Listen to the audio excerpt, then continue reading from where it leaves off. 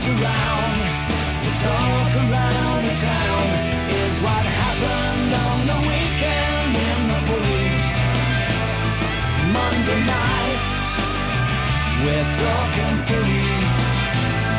Monday nights, we're talking Footy. Very good evening. Welcome to Talking Footy. Some big stories around tonight. We'll get to the match review panel shortly. Hey, stay tuned for the blowtorch tonight. The King Wayne Carey has a Hall of Famer in his sights. You don't want to miss that. John O'Brien has mentioned that he thinks Richmond have a disease in close games. We'll discuss that shortly at Talking Footy on Twitter and on the 7AFL Facebook page, as I welcome Sam McClure, Tim Watson and Wayne Carey. Hey, gentlemen, the Bulldogs are the story tonight, and we're going to take a look back at where they are in 2017. This is a disaster for the Western Bulldogs, and he puts it through. That's a gloomy, gloomy look on the Premiership coach's face. More pain for the Dogs, but more sheer delight for the D's. Picture of confusion, the Western Bulldogs at the moment. The reigning premiers, the Western Bulldogs. Big, big questions remain. Will they be part of the action come September? Yeah, it's the nature of the last two losses that are really concerning. So I can understand the external commentary. Yeah, a couple of really devastating losses for the Bulldogs. Melbourne by the tune of 57 points on the weekend. And quite rightly, as the coach said then, the external noise comes and there's a fair bit of pressure on the reigning premiers at the moment. Yeah, particularly in the way they're playing and what we saw last year, that sort of manic pressure that they were applying around the ball, and they just don't seem to have the same desire or the same thirst for getting their hands dirty like they did last year. Yeah, it has to be mental for me, and I know Bevo said he doesn't think it is, but for me it has to be, because last year they've got injuries this year, so they've got reasons why they've had to throw the side around. Last year they had the same thing, Das, but they had this inner belief that they could do it without those guys. They like you said, their manic pressure, the way they attack the footy, they're not doing that this year. So for me, that's got to be above the shoulders. It's players on the park, or it's mental or attitudinal, isn't it? But the coach, Luke Beveridge, is maintaining it's absolutely not their attitude. You know, belief in yourself as an individual and as a team can be fleeting. We've kept it going for a while. At the moment, we're challenged in that regard. So, you know, we're just trying to troubleshoot and problem solve and get ourselves in a mindset where, you know, we think we can really win again. So, Duck, he's still saying they've got the belief, which is fair enough because we're halfway through a premiership defence. But you think there's a bigger issue here, don't you? Oh, absolutely, because even games they got beaten in last year, Das, I mean, that belief, they never lost their confidence at any stage last year. I honestly believe they've lost some confidence. There's no doubt about that, because that's exactly the way they're playing. So this side that we thought couldn't have, and now they've got to find it again and almost start again. It does, with the way they play, and last year they had the surprise element of the handball and the way they used the handball. They don't have that to their own anymore. I mean, a lot of sides have caught them in that area. In fact, some sides have gone past them because they're even sharper with their handballs than the Dog. Does Luke Beveridge need to re-engineer this team? Does he actually need to find a new way of playing, or do you believe he just has to keep hammering away at the same way and in getting a better result playing the same way? That's a really good question. I think all good sides evolve and they tweak. We saw that with Hawthorn. They didn't throw everything out, but they just constantly added another element over the journey to be a really good side for a long period of time. I mean, sides are so quick at working teams out now. The Adelaide Crows got out of the blocks and then got worked out for a couple of weeks. They're working their way through that. So it made sense that the Bulldogs over the summer were going to have some time put into them, and that's an element, I think, of why they've struggled. So, Dus, one element is that teams have worked them out. That's what you're saying. But and there was that famous commentary of you last year in the preliminary final, calling them into a grand final. The pressure in that game was incredible. You look at just a couple of the efforts here. So you're saying they've been worked out, but where's this pressure gone? That's a different element, surely. Well, as Doug said, I mean, you come back and you're a 21-year-old who's won a grand final and climbed the mountain. Compared to this on the weekend. And so physically you can be fit and you can, that's, some of that footage is pretty damning. You look at the prelim final to that. And you come back, your body's fine, you look great, you're saying the right things, but have you got that edge? Have you got that unbelievable fanaticism last year? And you'd have to say at the moment they don't. They're searching to find it. They also look around and they get to pre-season, and from what we understand, they all came back really fit, but they look around and they say, OK, we've recruited Travis Cloke, we've got Crameri back, we've got our captain Murphy back, Suckling's going to be fit and healthy again. And all of a sudden they look around and go, we're going to be a better team this year than we were last year. There are all these just little elements, I think, that have built. Yep. And now I finally do, as I said before, I finally think they are now down on confidence. In our show meeting today, we decided to look at the 22 players from the game on the weekend and work out, had they improved this year, had they slightly gone backwards, or had they stayed the same? And this is a very interesting exercise to do. We'll go through it line by line from the weekend. The three deep defenders, Morris, Cordy and Johannes, we all think they're not as good a players as they were last year. Liberatore's been dropped and gone backward. Easton Wood's not quite at the same level. Matty Suckling, I think, has probably been the same player as last year. Across the middle of the ground, McRae, Hunter and Dixon, as they lined up, not going as well as last year. Honeychurch played his first game for a long while back in. Boyd's definitely gone backwards. Toby McLean, we couldn't give him some improvement. Lin Jong is now gone for the season. We think he's improved. Stringer's gone backwards. The midfield group, Bontempelli was the best and fairest premiership player last year. Hard to improve on that. Mitch Wallace might have gone up. I think we've probably got Mitch Wallace wrong. I think we'd give him a tick. Bailey Dale's been a player that's come in and probably improved. But we can only find two, maybe add Mitch Wallace in 3 out of the 22, that there hasn't been that growth that you would expect year on year in the playing group. You look at all those arrows pointing down, and we're not talking about just their performance yesterday, we're talking about their performance overall. And even yesterday, there was only 4 players missing from their premiership team. Now, a lot of people might have thought, without going and doing the exercise, that there are a lot more players missing from their premiership team than that, but just the 4 players. Is he the right man to get this back on track now? Do you believe that he's going to be able to pull the right lever with this group of players? Oh, 100%. Luke Beveridge, yeah. No, I'm not talking about sacking him or anything like that. I'm just saying I think, where he's at right now. I think what you saw last year was an incredible turnaround in a group that got through and had one of the great fairy tale stories in AFL football, in the last 50 years potentially. So I've got no doubt he's got a lot more to give in terms of this over the long term. We saw Hawthorn when they won it as a young group. The next year they struggled. He's starting to look like, I've pulled that lever, I've pulled that lever, I've pulled that lever.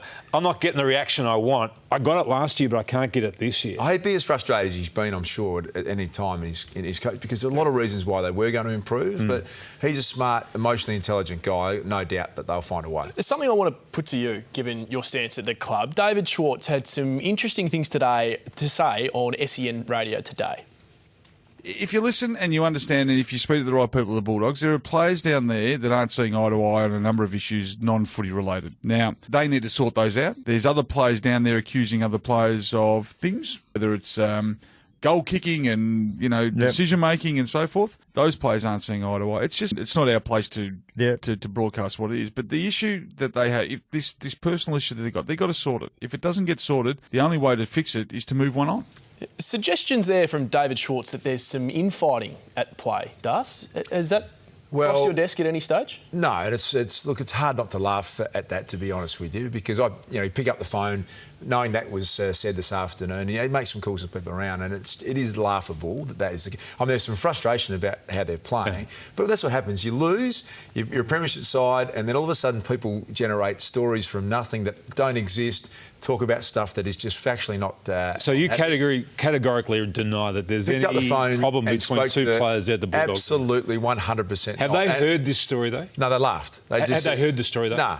No, they had. So I rang today, and these stories, I remember we're playing, and there's stuff that people say to you is 100% factually correct about 2 players that had an issue, and you know it's not true. That's what happens when you lose, is that the people start making stuff up, and they start going with rumour that's just not even close to the mark. You'd be disappointed if they weren't frustrated. And you'd be disappointed if they weren't. And you'd be disappointed if they're not challenging each other. Absolutely. But that's what happens in football clubs, not ridiculous stories about players having personal issues. It's just not correct. Tim, you're the only one here at the desk that's coached. When does he settle on a side? I think they've made 18 changes in the last 4 weeks. When he gets the right reaction. That's what he's wanted. So keep chopping and changing until you find that right mix. And herein lies the problem, Duck. When you're doing that, and you're making those changes, then I think, as we saw yesterday, I think there was almost a lack of confidence in the way they played. Yeah. And that's what happens when you don't get that continuity and you're making changes because players are going out because of poor form. Then you're hoping that when you do bring them back, they're right to come back into that side. They're playing alongside players they haven't played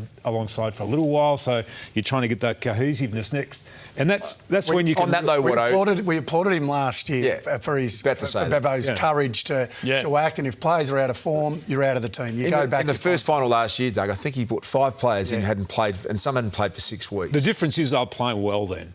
So some of them hadn't played for 5 weeks. Yeah, so but they were playing well as a group. I mean, that last month of football last year was the best month of football they played for the entire year. But people thought he was mad in that first final to do that. That's true. That's true. Yeah. And we all acknowledge the genius of the man in being able to do that last year. Are we going to see some form of genius arrive again to get them back on track this year? I mean, that's the question that we're all asking right now. They lost enough games last year, but when they lost, you just admired them, even when they lost a game. Yeah. The last 2 weeks, you haven't had that feeling. I'll tell you a headline none of us were expecting going into the game, and that was something surrounding an Instagram story post from Thomas Bugg. He put this on Instagram before the game, a pic with Jack Watts. You ready, Jason Johannesen? Caused a bit of a stir, fair to say, and there was a reaction before the first bounce, and it continued throughout the course of the match. The Western Bulldogs clearly weren't happy, Tim. No, they weren't. Said. It's a bizarre turn of events that an Instagram post. It is, and it's something that we've never discussed on this program before about somebody doing something like this. But when you analyse it, you say to yourself, OK, well, it's different, and it's not something that probably we all think is the right thing to do. But then you say, but why? What's so bad about what he actually did? Like, he knows the bloke. Yeah. They know each other really well, and for him, it's just like a form of communication. Yeah.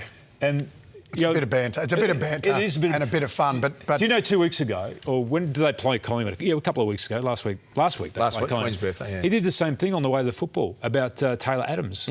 But no one made any comment about them because obviously it wasn't picked up by anybody. But exactly the same thing happened the week before. It was a bit of fun, but it had the right reaction for what he got, and that's because he put the Bulldogs players off. I mean, Easton Wood's not a guy that would run up at the start of a game and push someone over, and they gave away silly free kicks. Their focus wasn't on the footy. So I don't think it was designed to do that, by the way. I don't think Bugg deliberately did that. I think it was a bit of banter. No, I don't think he did either. And I think it's been blown completely out of proportion. Yep. I think the other big story from the weekend was the Tigers. They twice found themselves more than 5 goals up against the Sydney Swans, and the Swans went on to kick 8 of the last 9 goals. It drew some strong reaction from some former greats of the game. They are infected by a disease, Swanee, that's hard to drop, and that is the disease of a lack of belief late in games when sides are coming for you, and it can paralyse you. So it's compulsive viewing because you just know they're going to collapse. I know. Every coach in the competition would love to play Richmond in a final at the moment because they're mental disintegration, and if you bring heat and real heat and pack it in and give it to them, they will disintegrate under pressure. There's a lot of things we're doing right. There's some things that we can improve in, there's no doubt about that. And sometimes you're going to go, you're going to keep your head above water, and sometimes you're going to go under. Yeah, Damien Hardwick, the coach, looking at the positives. We'll get to him in a moment, Tim, but I want to concentrate on first Danny Frawley and then Jonathan Brown. There's some strong language there. Disease, paralysing. Danny Frawley spoke about how everyone would love to play them in a final right now. What's your immediate reaction to that? Well, my immediate reaction to that is I've been impressed with Richmond this year on what I've seen, and they didn't get the job done at the weekend, but to me they're still a young group of inexperienced players. There's a lot of inexperienced players. They're the 5th youngest, most inexperienced side that played at the weekend, OK, of all the teams that played at the weekend. Fifth. The 5th, yeah. I think, I think they get themselves into... I thought they actually ran out of puff, to be quite honest. I thought that was one of the reasons why they lost that game, is they were overpowered by a really powerful, harder, bigger, stronger, more mature Sydney Swans team. A Swans team that was 0-6. When? And they were they won the week before. Yeah, I understand that. But where did they finish last year? They were 6 goals up. Yeah, I know. They made the grand final. I know all that. Okay, but I think we all have to acknowledge here that Sydney have been a great, experienced side over more than a decade. Played finals 13 of the last 14 years, the Swans, and you're trying to say that they're a lesser competition. And no, not at all. I think Richmond have had a marvellous year, and off the back of another close loss, everyone jumps on the wagon. Last week, everyone was saying, Richmond, they've lost a couple of close games. They're going to play finals footy. I think they've done a lot right. No, I love the way Richmond are playing. They're playing a different brand of footy. They'll win a lot more games this year, and I think they'll play finals. Do you buy into the mental disintegration in close games? Because I don't. You think that's not an issue for them? No, look, it's an issue that they lose games, but I don't think it's experience. I don't think it's mental. I really don't think it's mental disintegration. Now, look, I stand. I know you believe that it is, and 410 points. We listened to John Brown, we listened to Danny Frawley, 2 well-credentialed football people. But I actually don't think it's that. I think if you go back and have a look at that last quarter, there were some poor decisions made, but it wasn't. They were structural, and they had structural problems too. And one of those problems is they only had one tall forward. They went in with a very small forward line. They had 5 small players. Well, that's a big issue for them. They went to isn't it? Jack Reeve. Have a look at this. I mean, there's 2-3 blokes there blocking Jack. And there's another 2 blokes there jumping with Jack. And that's just poor decision making going inside your 50. So that's that's a lack of experience. And you talk about experience. 3 on 1. Look at the side, Sam. If you want to look at stats, which I don't like to look at, but if you want to look at stats, look at the teams over the last 10 years that have won all of those close games. And you know who they are? They're the Geelongs. They're the Hawthorns. They're the Sydneys. All the teams that have got elder, senior players in their team. Richmond haven't got that. No, can I just clarify? I think Richmond have surpassed expectations. I think they've actually had a really good year, given their wins and losses. But, Das, just to cap off on this, we heard from Damien Hardwick at the end of those grabs. Do you think it's the right messaging coming out, or should he be providing more disappointment just for Richmond fans who have been through a lot? They see their So you want him to come and sort of throw the toys out the press conference? No, by no means. So I just don't think that the modern generation respond well to that. I mean, you pull that lever every now and then when he needs to the group, but a lot of what they're doing is right, and I don't mind that at all in the press conference. I think Damien Hardwick has been a great coach this year. Got a couple of things to tweak. This is something we're seeing a lot more. I want to come back to this in a bit more detail, but they went after Johannesson last week, Sydney, and they definitely had a bit of attention on Trent Cotchin on the weekend as well, Watto? Yeah, no, they targeted him. And what did you make of this, Tim?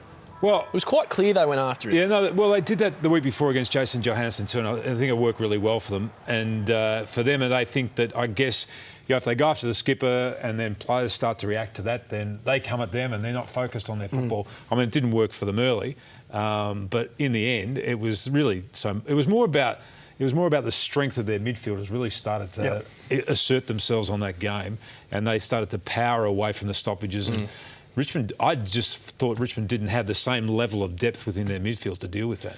What about Alex Rance and his game on Buddy Franklin? It was one of the great performances by a defender. Well, if he hadn't been there in the last quarter, I think they would have lost by another 5 goals, and that had nothing to do with mental disintegration. I mean, that was just the fact that the ball was just being pumped in there, and this bloke was actually holding the whole thing together. Now, Das, a couple of weeks ago on our show, it might have even been a bit longer than a couple of weeks ago on our show, you had this to say about Alex Rance. I want to change tack, gentlemen, and talk about a man I watched play on the weekend on Saturday night for Richmond, who is the best defender I've ever seen play the game. He's taken this role to a level beyond anything that anyone's done in the past to me.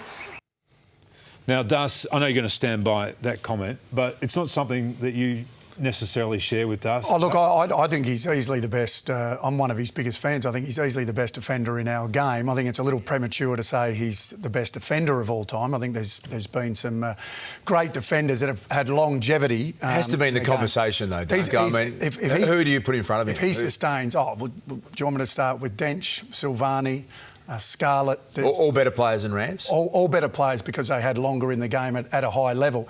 If Rance does this for another 3 or 4 years, Das, then I think you put him in the conversation with those guys. Not quite yet, but the standard that he's playing at is exceptional. I love the guy. I said he should be paid. He's probably the most underpaid player in the competition. Is he more important to them than Dustin Martin? Just as important. Just as every bit as important. I'd have him ahead of Martin in terms of his importance to the side. Right. Speaking of Martin, Tim, obviously out of contract, and we heard from the Tigers on the weekend, Brendan Gale saying it's getting to the stage where they need an answer. Probably approaching that time where we'd like to get a sense of, where their heads are at, because we do have to plan salary cap and other players. So I guess we're approaching that point. It's not an ideal scenario, and it's probably uncomfortable for our fans who, obviously, love the guy and he's very important to our footy club. I spoke to Ralph Carr, his manager, early in the year when it first sort of bubbled around about the fact that he might move on. And he said that one of the things that Dustin was waiting to see was a future with this Richmond football team. Now, that sort of unfolded throughout the course of the season. Yep. I think now he's probably thinking, OK, this team, this club has got a real future. So I think it's becoming a more difficult equation for him, even though he's probably having a lot of clubs throw reasonably big offers at him. So you're confident he'll stay a I'm Tiger? more confident now that he'll stay after what we've seen from Richmond in as much as I think that they are on the right path and they're still building. And I think that for him is going to be an important factor. Right, it's been a big opening segment of Talking Footy. Hey, the MRP, some big talking points to come out of it today. None other than Zach Jones. Now, no one saw this vision across the weekend. It's emerged, if you look top left of your screen just there, a few fisticuffs. It's at least 60 metres off the ball, and he eventually cops him high with what we think is a forearm, and he's been handed a week for that. When you say no one can see it, I still can't see it. How does he get a week for that? Well, they had the ability, the match review panel, to zoom in on that. They went in zoom. They zoomed in. Zoom in on that. You have no. Sam, that's ridiculous. I mean, there's no technology that says they can get a clear look at that. I mean, we'd be able to do it. There is. They zoom in on it and they can see it. But you can't from a shot that far. I'd love to see it. I mean, let's get hold of that. I mean, I'm telling you, there's conclusive vision of that shows a strike to the head that they've seen. Yep. Oh, I'd love to see it. They found that there was. If you were that far away, let's use the buddy example on Rance on the weekend. If the camera was that far away and you had that shot, and Rance took the dive that he took, Rance is looking. I mean, Buddy's looking at it weak as well. Was this clear enough frame by frame, do you think, so that they could make a... Well, you'd have to speak to people at the MRP, but I think they have the technology where they can look at it. Where they can look. Sam, we're a television network. Yeah.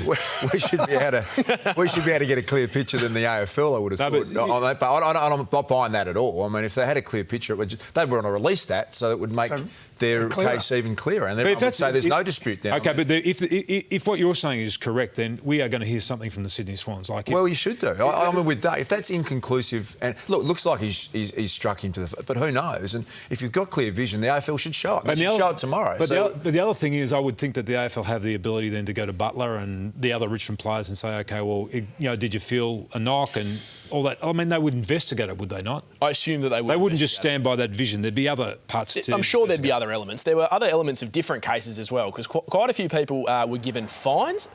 A couple got off. A fine for Buddy Franklin on Menadue. Are you all happy with that? Yep, happy with that. Yep. I don't think it was head high. No, I think a small part of contact with his head. Joel Selwood, a fine for this. It was deemed careless and low impact. Lucky. You think he's lucky there, Tim? Yep. OK, and then Shuey on Dangerfield, who quite a few people thought would get a week, but the ball within 5 metres, so not intentional. He gets careless, low impact as well. Not intentional. Scott Thompson and Nick Revolt both escaped suspension for that. Well, it was a retaliation from Revolt. Yep, and then, of course, there was Daisy Thomas on Sard. That's the interesting one. I believe the MRP said in their findings that he chose not to bump. It wasn't a bumping action. And this is Lindsay Thomas, by the way, in the VFL, who's been given a week for this. That's Reece Palmer, Carlton-listed player, former GWS player in the VFL. He got a week for that. It was only a few weeks ago that he got given 3, I think, Darcy, in the VFL. The most disappointed 2 people in the AFL right now would be Tom Hawkins and Chris Scott, because he got a week for that a week ago, and then you see some of those, and I would argue that some of those have more force and more danger. Different actions, though. More force and more danger than what Tom Hawkins did. They're different actions. We have to get to a break, but before we do, I just want to show you something. We saw the retaliation from Nick Revolt that the match review panel had a look at. I think he got fined, is that right? He did get a fine. This is how it started, though. There's the elbow from... And that angered... The reaction there from Nick Revolt, that was of anger.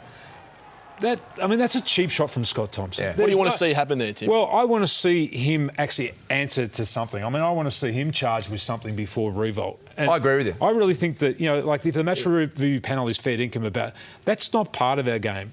I know it has been part of the game. I just don't think that there's a place for it in our game. You get it right if you're running back and you haven't got your eyes on someone that you don't expect to get contact in that situation. Exactly. There's no expectation that you're going to be hit in that situation. Yep, I agree with you on that one. Time for a break. At Talking Footy on Twitter and on the 7AFL Facebook page. Want to hear your questions for the W Files coming up shortly. Still to come on Talking Footy. Do the Roos need to add some star power after another woeful crowd on Friday night? Will Bryce Gibbs quit the Blues next year? Tom Brown has the latest. And the Duck tees off and a fellow legendary forward in the blowtorch. That's all still ahead on a big edition of Talking Footy. We're talking footy.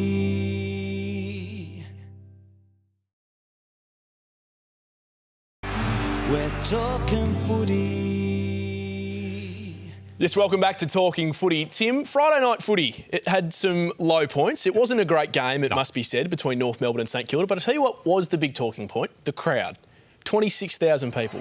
And it was a flat game. It wasn't a good look. Yeah, no, it wasn't a good look. And between North Melbourne and St Kilda, you had Boomer Harvey being presented or having his jumper retired. There was a bit of a ceremony before the start of the game. You might have thought that there were going to be a lot more people here than there were, Duck. Were you disappointed with the crowd on Friday night? Yeah, look, I was a little bit disappointed. I think you blowtorched the Kangaroo supporters a couple of weeks ago, Das, and it was disappointing, but it takes two to tango. We've got another team there, St Kilda, and I would argue that their supporters...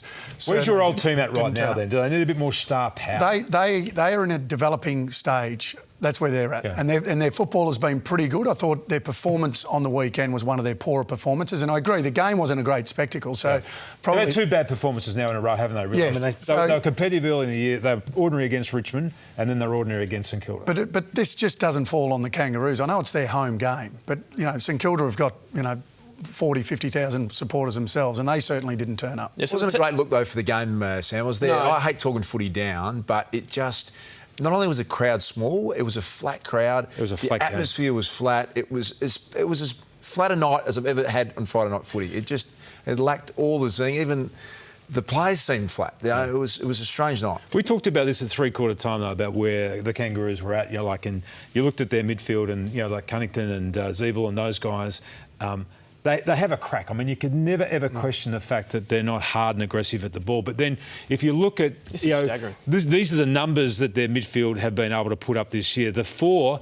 That was two before the weekend. So they had two 30-plus possession players at the weekend. So they had two going into that game of the weekend. You compare them with the rest of the competition, which then leads you to the question about their ability to be able to recruit. We know they're into Josh Kelly in a big way. We know that their name has been mentioned with Dustin Martin and also Nat Fyfe.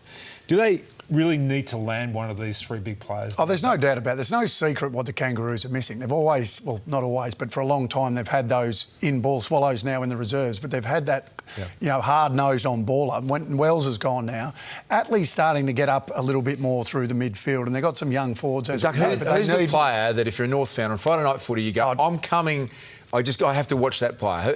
Have they got one at the moment? Is that why they're going so hard at a Dusty Martin or is there someone that you want to put your number on their back? Look, I think Zeebel's a great young captain. He's in his first year, and I think people would go to watch Zeebel. I think Big Ben Brown's going to be a terrific player. I just wish he'd get a haircut. All respect to you. Due respect to you, I don't think Jackie Zeeble, the way he plays, is going to get people through the turnstiles. I reckon they need some more star quality.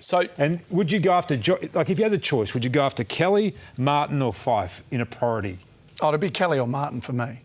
Kelly or Martin. I mean, clearly Kelly's younger, but Martin right now, if you're looking at a player that, people sort of and young kids aspire to be, and he's got that X factor about him right now, it's Dusty Martin. So Tim, let me ask you this: they're desperate. They might not say it publicly, but they're desperate for Kelly and/or Martin. Absolutely, they can fit both those players potentially in their salary. And both of them in. Right as it stands now, I think Martin and Kelly are more likely to stay at their clubs than leave. Yeah. So let me put you the hypothetical that neither go to North. Yep. What happens? Do we just have to wait for that list to evolve? Well, they have to keep trying to get one of these better credentialed players into their group, but then they go back to the draft. They try and get their best kid. That's what they have to do. The same as everybody else. And that's what he said. He said a couple of weeks ago in an interview. That's if they miss these guys, then that's what they do. They go to the draft like everyone else. I'm staggered that they've got room to get Josh Kelly and Dusty Martin in. What I find that. Well, I think they've been like St Kilda. They haven't been paying up to the salary cap, so you get to bank that difference. Yeah. Hey, we're going to move on to the Gold Coast Suns. I was up on the Gold Coast on a Saturday night. A really disappointing performance from a side that I think has got far more talent than they display regularly enough. Let's have a listen to Rodney Eade post-game. It's just still a learning curve for us, and we've got to find the solution that we've just got to get consistency, and it's got to start at the top. It's got to start with our leaders. You can't expect youngsters, but we have that consistent performance. So we need to make some changes. There's no doubt. Duck, should they be a better team given the amount of talent available to them at the moment? Well, they should. And I think they've shown signs of it this year, let's be honest. At the start of this year, I thought they were, looking really dismal. And I think what they have shown this year, Das, is they can play some really exciting footy. I think they've proven that. But when he says, look at his leaders, Big Tom Lynch, he's only a young man. Yeah. He's a young man. He's a young leader of that footy club. But he took one mark on the weekend. Yeah, he's one that he might have fallen into the old, playing on playing on a Liam Jones, who hasn't played fullback a lot, might have thought he might have had his hands rubbing together, think he might kick a big bag, and often that doesn't happen when you think that. I want to say something. So let's say something about Carlton. When a club's going to realise that they're not a bad side. Every week I see sides come out against Carlton and they've got this softest attitude to, we're only playing Carlton. And then you look at the scoreboard after about 20 minutes of play and you look at the way the game's going, all of a sudden they wake up and they think, hang on a minute, they're not bad, this side. That sums up exactly the Gold Coast Suns of the week. Their first 22 minutes were deplorable. They had no intensity at all. They are a hard side to play against Carlton. It's a credit to Brendan Bolton. It's a credit to the way that group is evolving. They are really well drilled. And you're not going to win easily against Carlton. You know the thing that stuck out for me, Tim? On this show, we have lauded Gary Ablett for his last 10 weeks. He's been the number one player in the competition. I think we showed a graphic last week. They targeted him, the Blues. And the most disappointing thing, I think, as a Suns fan is he didn't get a lot of help. And he was shut out of the game and no one really stood up and said, right, this is my turn this week. You know the other thing about Carlton and the way they're... And you're quite right about that, but I've seen them do this over the course of the year, Carlton, and they deliberately go after players, they go after... And they've got this... And you've actually got to admire it, Duck. They've got this edge to the way they play for a young team. They're purposeful about the way they identify what they're going to do, and they do it as a whole team, as a unit. They do it together. And sometimes when you're a star player, we spoke about Cochin before, Bontempelli last year, the Kangaroos went after him. When you're a star player, sometimes you've got to be a big boy. You've got to stand there, cop it, and then deliver. And I'll tell you what, if you deliver and play well, they won't do it again. Have you seen anyone target Bontempelli this year? Not one. Bulldogs' best player, best and fairest winner. He responded by playing well. No one does it anymore. And Darsh, the question that every Carlton fan wants to know the answer to is, will Bryce Gibbs stay? I think the harsh stance that Stephen Silvani took on the weekend, at the end of the trade period, was justified on the weekend. He was superb. Yeah, I think so. He had 43 possessions, kicked a couple of goals, and it was one of the best games I've ever seen him play, Watto. And yeah, I think they stood their ground. And you know, he was obviously wanting to go home with Adelaide Crows. He'd be a very handy player in the Adelaide Crows side. In fact, he ran that team out beautifully. But he's one of the fine. I think he's one of the the better midfielders in the competition. Duck, can you find a spot for him in the top 20 midfielders in the competition? Oh look, I think when you rank the top midfielders in the comp, and I had a little bit of a go at it a couple of weeks ago, I didn't have him in the top 12 or so. That was an unbelievable game that he played on the weekend, and I rate him very highly. I don't think he's finished out at the top 5 best in the best and fairest at Carlton since he's been there. Very, very consistent footballer. He's elite, but I wouldn't have him in the top, just off the top of my head, the top 14 or 15. Why? What is it? You don't think he has enough impact on games, or? No, well, he certainly did on the weekend, and he can have impacts. Last year there was a patch, I reckon, of 5 or 6 weeks where they won, I think, 4 in a row, the Blues. He was absolutely brilliant. But games like that are few and far between, I would have thought. Coaches need to be judged on improving teams, but then that's the collective, but also on improving individual players. And I think in the time that Brendan Bolton has been there, I think he's rounded out Murphy. I think Murphy's a better player for having Brendan Bolton as a coach. And I think Bryce Gibbs is another example of somebody who's really improved the way he goes about his football. Liam Jones may be a miracle if he keeps going the way he is. That is extraordinary what he's doing at the moment. Let's get to Tom Brown, who's been out at Carlton today. Tommy, always chasing news. What can you tell us from the Blues? Good evening, Das. Well, Gibbs has 2 years to run on that contract, but tonight, again, his future at Carlton beyond this season is unclear. I spoke to Gibbs off camera. He doesn't want to do any media this week, just fair enough. But I did speak to Carlton on camera, in particular Andy McKay. And you'll see here the key points are that Carlton haven't addressed so far this delicate issue with Gibbs, at least so far this season again, and Gibbs and his manager haven't addressed it with the club. This was Andy McKay tonight, a short time ago.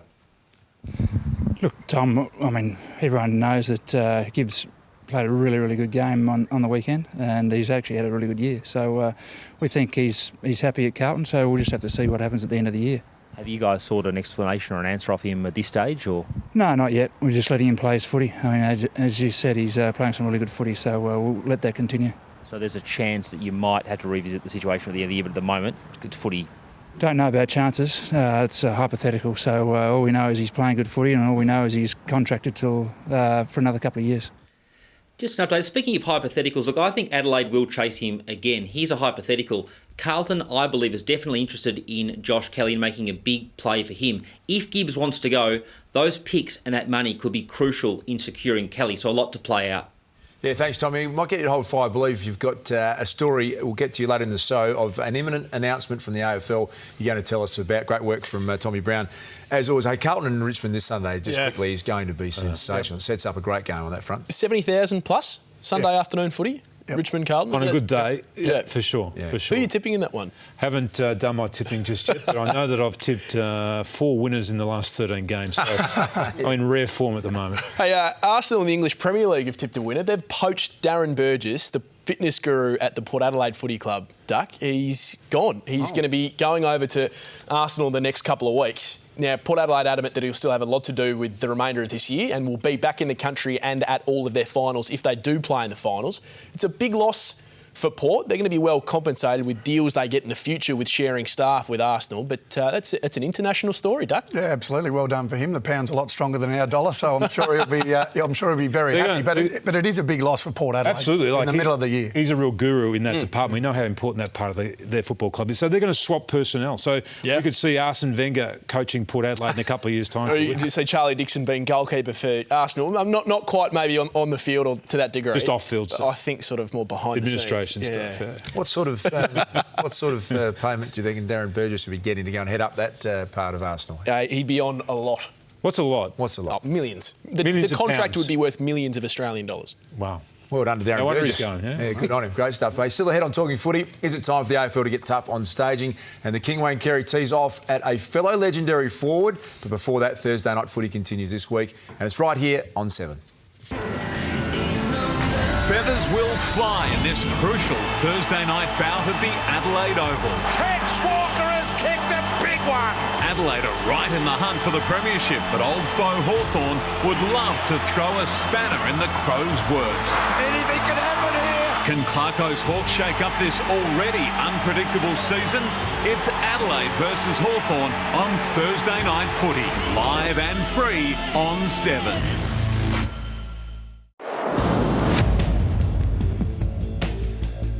Time for the W Files. I'm going to direct my first question tonight at Wayne Carey. Now, we know that Jack Darling played a really good game against Geelong last week. Josh Kennedy's out of the side. The question for you is, would Jack Darling be a better player if he was playing in a forward line and Josh Kennedy wasn't there?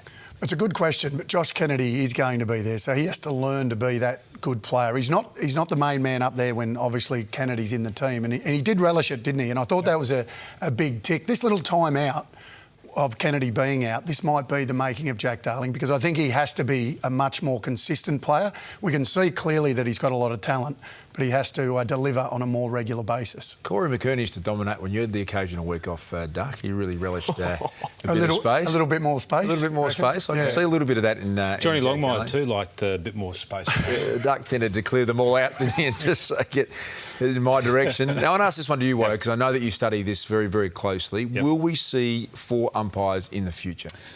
I don't think so. This is a trial, and we've seen umpires doubling up over the weekend. I reckon there's been a little bit of confusion with the umpiring ranks, and there's been times where they've all just waited and nobody's quite sure who's the officiating umpire and what the decision is. In fact, there's been decisions that have been played by one umpire and then they've been changed and overridden by another umpire too. So I don't think it's worked effectively. I think one extra umpire is too many.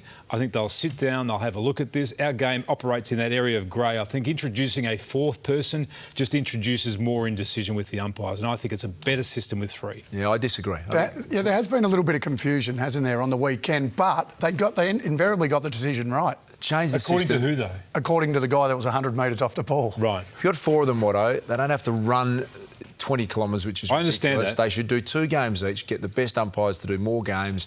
Instead of spreading the load, they'll sort it out. I think they should keep going with it. Well, maybe you should have asked yourself the question. What do you think about 4 umpires? I think it's a great idea. Sam, why won't the AFL get tough on staging? And, one of our favourite boys, Das, best defender of all time on the weekend, Alex Rance. Well, I think it's a good question. I think it's a fair attack on someone's character to officially say that they're staging. You've got to remember, Lance Franklin's 200 centimetres and 100 kegs. Are you saying... He's pushing him, and he could already... might have just pushed him to the ground. Was that staging or not? No, well, the rule is excessive exaggeration. That's the ruling. I don't think that was excessive. Maybe exaggerated a little bit. He got straight back up. I know it's the question directed to you, but let's go around the table. Do you think that was excessive? Yes. I think it was excessive. What do you think? Yes. Okay, well, we'll just move on. Das, will Jason Johannesson be a Bulldog next year? Look, I hope he will. No. Will he? Well, I think he will be at the Bulldogs next year. It's very hard to answer that one definitively. And it's interesting. You can do what he has done. You choose to hold on to your contract. And then sometimes, and that may be that Dustin Martin's flying at the moment, you know, you're only one injury away or a couple of poor games away from your value going back the other way. So, look, I think there's a bit of movement down there, and I think... What's it worth? I don't know. Give me a number. Can I add a little question on the back of this? Do you think his asking price has gone down in the last month? I'm not sure if his asking price has gone down. No, his actual price might have gone down. That's right. No, sorry, I should have worded that differently.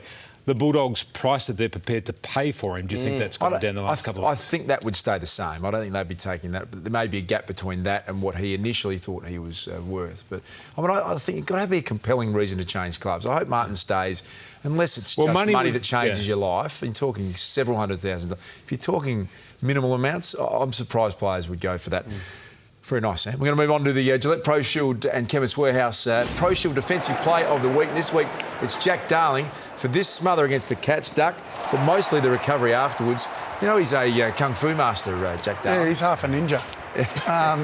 This is he actually does this quite a bit. You see him do it. It's impressive, that. It is impressive. It is. He's a great athlete. He's so big and strong, and he's super quick. That's why we want him to be more consistent as a footballer. Time for a break now. The blowtorch fires up next. Wayne Carey is turning up the heat on a Bombers legend. Do not go anywhere. We're talking footy.